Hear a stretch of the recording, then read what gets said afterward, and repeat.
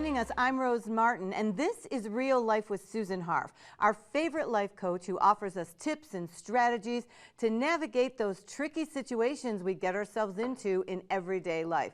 Like you, I can't wait to hear what's on her mind today. Hi, Susan. Hi, Rose. I'm happy to see you, and I'm so happy that you joined us as well.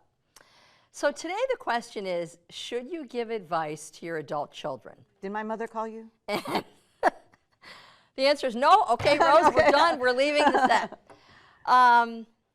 That's what my children would expect me to want to say. No, that's the answer. That's not the answer, though. That's not it.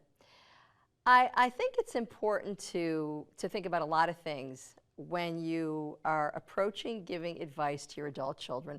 And this is one of those situations. You know, I always say that you don't have to jump off a bridge to know how it feels as a therapist or as a coach. You don't have to have surmounted every problem or every issue that your clients face. But this is one of those situations that it does help to be the mother of adult children to answer this question, because I've lived it. I've lived with them through their various stages and ages.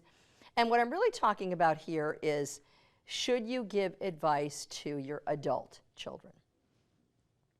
So the first thing that we need to think about is, what prompts you to want to give that advice?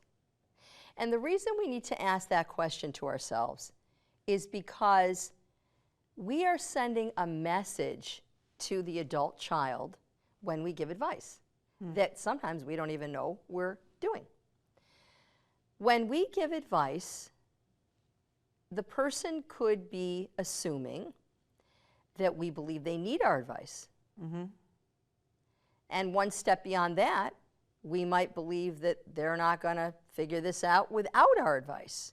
And the person might think, Mom doesn't think I can do anything, and here they are again, Mom or Dad. And that is where it goes, is the adult child may believe, they obviously don't think that I know what I'm doing, because if they did believe I knew what I was doing, they wouldn't be offering me the advice.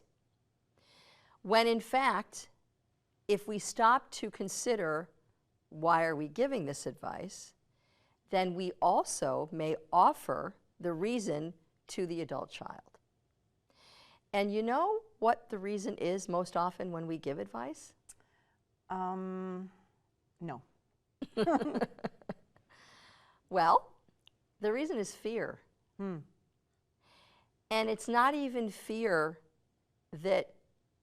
for them, although that could be part of it sometimes.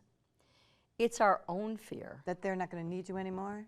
That could be part of the fear, that they're not going to need us anymore. Or it could be the anxiety that we experience when we watch someone we love grappling with an issue, or dealing with a problem, or trying to surmount the next step, or whatever it is.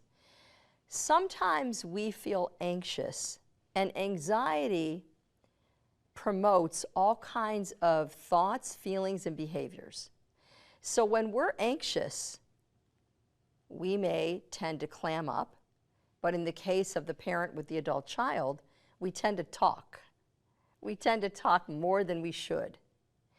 And so sometimes we end up giving advice when, in fact, it has nothing to do with believing that the child can't do it on their own. We may believe they absolutely can do it on their own, but I'm anxious, so I'm going to talk.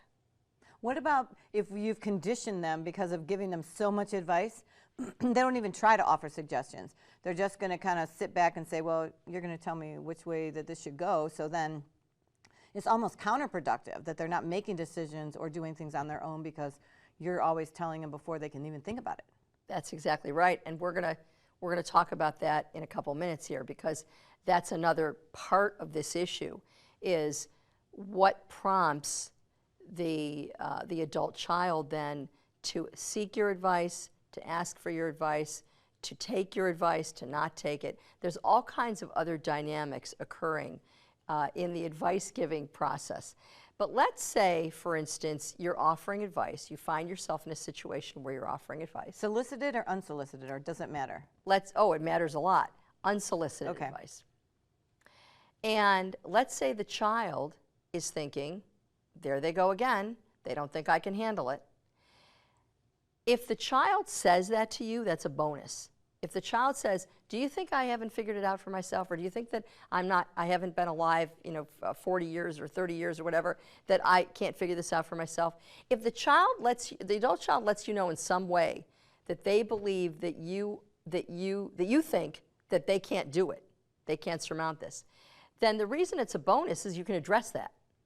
So I'm going to suggest, even if they don't say that to you, address that, because they may be thinking it.